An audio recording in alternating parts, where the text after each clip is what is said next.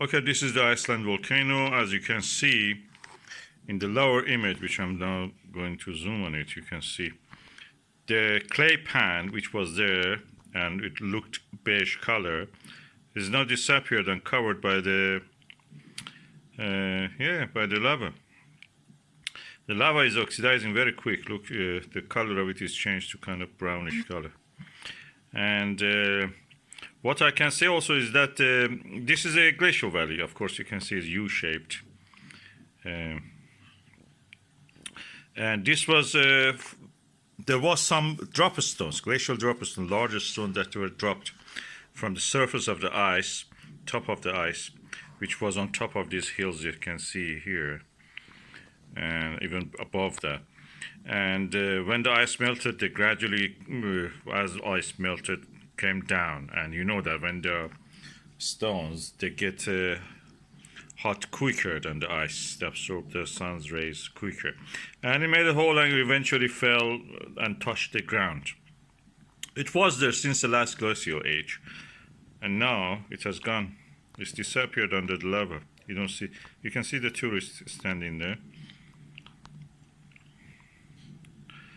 And who knows in the future when there is erosion, millions of years from now, when there is enough erosion, who knows how many kilometers of the sediments will be on top of this.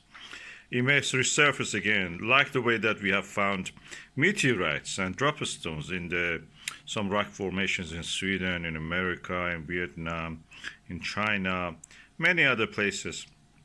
We find interesting bits in the lava, trapped in the lava. And a meteorite also has been found in such a setting. A drop stone, a time capsule from our time, is now trapped in the basaltic lava of the Iceland, the latest volcano there. As you can see, the eruption is starting, it seems.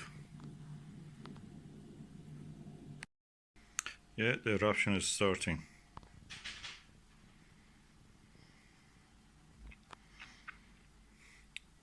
This lava is very hot, is silica poor, so silica is like a polymer. In that case, it acts like that, makes lava sticky. In this case, not having enough silica. And at the same time, it has lots of water content. You can see the steam. The gas visible, you see there, mostly is water vapor. Volcanologists know what I'm talking about. Please don't criticize if you don't know what about igneous geology. Anyway, there are many resources you can study online. I'm not being snobbish or anything. Just understand what's going on. I'm trying to all of us to understand what's going on here. And yeah, look at the lava is flowing now.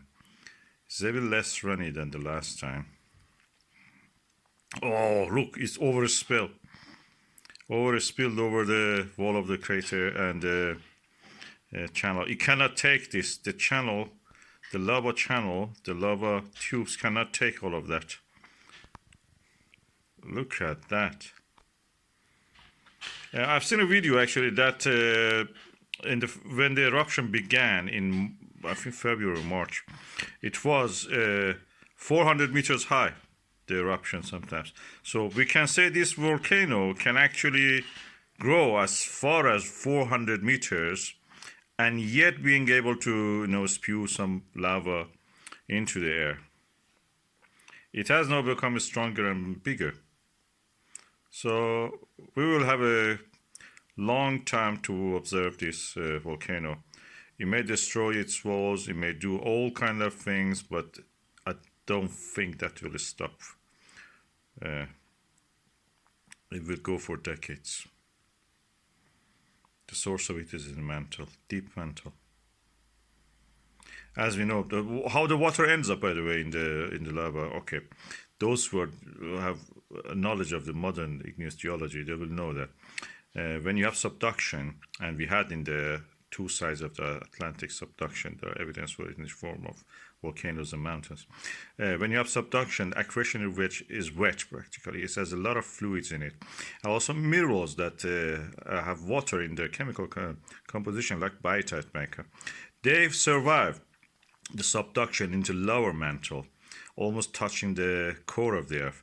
Then there was surface. Resurface is funny just to imagine that when the slabs of the continental crust sink into the subduction zone and they come down and touching the core, the solid outer core, liquid core, outer core, they bounce back sometimes as hotspots. This hotspot you see there over the Iceland is practically one of the examples of that. They have, in the chemical composition of them, lots of water. The vapor you see here is what, tourist is passing here.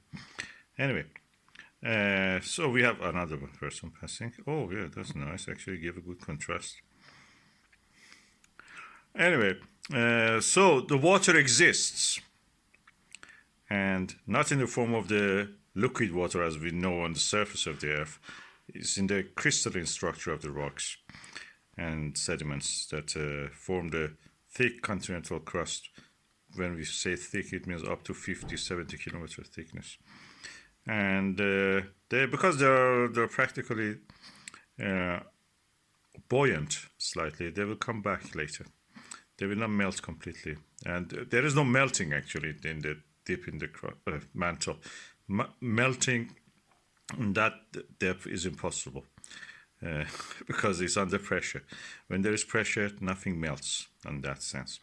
When the pressure is removed, like this one, extension of the mid-Atlantic ridge, the pressure is removed, the things start to boil up and you can see the eruption like this happening. It's practically a splitting of the ocean crust, which is now surfaced, is resurfaced. It's surfaced at the, at this, above the ocean. Good example of it is the Afar Triangle in the Djibouti and Ethiopia and Eritrea. We have other examples. This is another example of it. Of course, it's a hotspot. But again, you see the crust being formed. A continent, practically in the form of Iceland, is growing by this volcanism. Is a core of a continent, future continent. If you want to know how in the past of the Earth, the crust of the Earth shaped in the Hadrian times, birth of the solar system we are talking about, look at the Iceland. You can see that how volcanism creates land masses. Land masses gradually grow, and over millions of years, of course, this may be a new continent. Imagine that. Long after all of us are gone.